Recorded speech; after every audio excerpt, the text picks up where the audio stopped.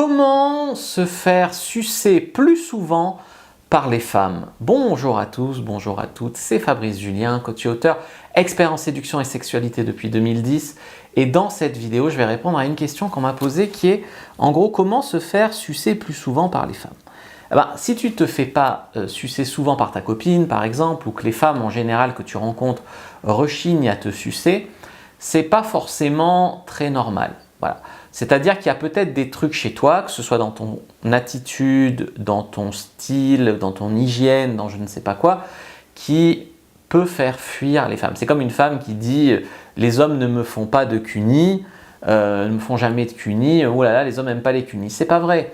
Il y a beaucoup d'hommes qui aiment faire les cunis, qui aiment faire jouir les femmes en cunis, qui sont attentifs au plaisir de la femme. Sauf qu'évidemment, s'il y a un manque d'hygiène ou si dans son attitude, elle ne tend pas à se faire des cunis, les mecs peuvent ne pas lui faire des cunis. Donc que tous les mecs fassent pas de cunis, ça c'est sûr. Mais qu'aucun mec fasse jamais de cunis à cette fille, c'est elle qui a un problème. Là c'est pareil. Si une fille de temps en temps pratique pas la fellation, ça arrive des filles qui pratiquent pas la fellation. Si jamais aucune meuf veut te sucer ou que si elle te suce, c'est juste 2 secondes du bout des lèvres et elle te fait sentir que c'est vraiment une faveur, c'est toi qui as un problème. Donc on va voir ici comment faire pour que les femmes te sucent plus souvent, parce qu'en vrai, beaucoup de femmes aiment descendre entre les jambes d'un homme, que ce soit à genoux ou même allongé sur le lit, et sucer, et donner du plaisir. Il y a beaucoup de femmes qui adorent avoir ce contrôle sur l'homme.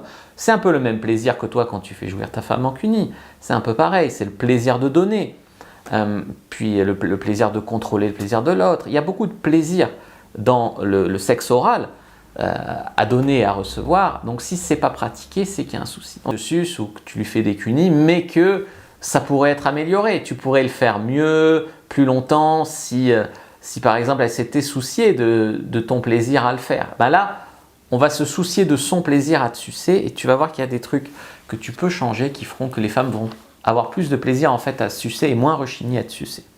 Alors, la première chose déjà, c'est la position. Peut-être que tu n'as jamais pensé à ce que ressent une femme dans telle ou telle position quand elle te suce. Oui, c'est sexy d'avoir une femme, je sais pas, le dos rond qui te suce ou une femme à genoux devant toi qui te suce. Et peut-être qu'elle peut se faire mal aux genoux selon ton sol ou des choses comme ça. Donc se soucier de dans quelle position elle va te tailler une pipe, faut se parler normalement, c'est important. Si par exemple, tu vois qu'elle se met à genoux devant toi, pourquoi pas lui mettre un coussin sous les genoux. C'est prévenant, c'est doux, c'est galant, mais ça fait la différence à long terme. Parce que quand elle va avoir les genoux qui vont la brûler, elle va arrêter de te sucer. Sauf que là, si elle est bien installée, elle va avoir plus de plaisir à le faire. C'est juste logique. Mais combien d'hommes se sont souciés du fait que la nana soit bien installée au moment où elle va les sucer? À mon avis, très peu. Donc voilà, ça va lui permettre d'être mieux installée pour mieux tenir plus longtemps bien sûr, mais aussi pour mieux contrôler l'intensité, etc. C'est comme toi, si tu fais un cuni mais que tu es mal installé, que tu as mal à la nuque ou que quand tu la dois, tu as mal au bras, tu vas forcément le faire moins longtemps. C'est juste la même chose, tu vois. Ou si tu as mal au dos, c'est pareil. Donc c'est important de projeter là-dedans. Deuxième conseil que j'ai envie de vous donner, c'est en fait de ne pas la forcer. Enfin la forcer, bien sûr qu'il ne faut pas la forcer. Mais ce que je veux dire, c'est qu'il y a des mecs qui, sans aucune communication, quand une fille commence à les sucer, ils attrapent sa tête là et vas-y que je te… Et en fait, évidemment qu'il y a des… C'est toujours trompeur parce qu'il y a des femmes qui vont adorer ça. Parce que ça va être le côté dominant de l'homme, ça va être le côté lâcher prise pour elles, etc. Elles se font baiser la bouche, tout ça. Il y a des femmes qui vont adorer, puis tu as des femmes qui vont vraiment détester, qui vont le vomir cette attitude. Donc avant de commencer à faire le bourrin et lui attraper la tête et voilà, déjà il faut avoir une discussion là-dessus, c'est-à-dire est-ce que c'est quelque chose qui l'excite ou est-ce que c'est quelque chose qui va la bloquer? Parce que tu peux aussi lui attraper la tête, elle va te dire non allez on arrête tout, ça me dégoûte, t'es un sale macho. Donc tu vois, et une autre c'est t'oses pas me mettre la main et me baiser salement. Donc il faut vraiment savoir de nos jours qui tu as en face de toi. Ça dépend clairement. Bon, il y a des indices, je veux dire, si elle a toute la panoplie de la néo-féministe, les cheveux bleus ou les cheveux rasés, des tatouages partout, des piercings partout, et qu'elle t'a parlé 3 fois de Marlène Schiappa et de Camille et Justine et de l'autre, la copine de Jérôme Jérôme Niel, c'est ça? Non, Jérôme Niel aussi, c'est ça. Et bah du coup, tu te doutes que là, il ne faut pas lui tenir la tête, tu vois. Donc voilà. Donc il faut bien sûr pas la forcer avec la main sur sa tête. Il faut d'abord voir si elle aime ça. Et d'ailleurs, ça va éviter des tensions parce que tu vois, elle a quand même ton engin entre ses dents, etc. Elle peut avoir, même si on va dire que ça la dérange pas, ça peut la faire contracter un peu, que tu la trappes comme ça. Et du coup, contraction de mâchoire, bon, il y a les dents, bien sûr, il y a le risque pour toi, mais il y a le risque pour elle aussi. Si elle a mal à la mâchoire, elle va le faire moins longtemps aussi. Donc ça, c'est quand même important. Moi, je ne conseille pas d'arriver et de lui attraper la tête, bien évidemment. Mais bon, tu sais, c'est comme la fessée, c'est comme plein de petits trucs. Au début, tu commences tranquille. Et puis peut-être sur le feu de l'excitation, tu peux mettre une petite tape. Et puis si elle te dit non, j'aime pas ça, t'arrêtes, tu refais pas. Et puis si elle te dit j'aime ça encore, tu refais. Enfin voilà, c'est connaître sa partenaire, tu peux pas non plus lui faire signer un contrat avant. Veux-tu que je te tienne la tête? Veux-tu que je t'attrape les cheveux? Veux-tu que je te mette une fessée? Tu peux pas faire signer un contrat avant même d'avoir couché avec la personne. Enfin, les Américains, ils font ça dans leurs universités, mais ça tue toute spontanéité, toute magie, tout quoi. Mais simplement la respecter, c'est quand même déjà très très important. Troisième conseil. Donc, c'est pareil, si vous... Tu vois, il y a des femmes qui vont se retrouver devant ton service 3 pièces et qui vont pas savoir quoi faire. Pour elles aussi, c'est compliqué. Est-ce qu'il aime que je lui touche les boules ou pas? Il y a des mecs qui adorent, il y a des mecs ça leur fait mal. Est-ce qu'il aime la gorge profonde ou pas? Bon, en général, les mecs, oui. Est-ce qu'il aime que je lui touche le périnée? Est-ce qu'il aime que je lui mette un doigt dans le cul? C'est tant de questions quand tu es en train de sucer un mec. Enfin, que des femmes sont amenées à se poser, ou des gens bisexuels ou homosexuels, pour être inclusif. Donc du coup, ce que je veux dire ici, c'est que il y a quand même des moments où voilà, si elle commence à te lécher les boules et que t'aimes pas ça, fais pas semblant d'aimer ça, parce que du coup elle va le refaire. Dis-lui, moi j'aime pas trop les couilles, tiens, suce-moi comme ça.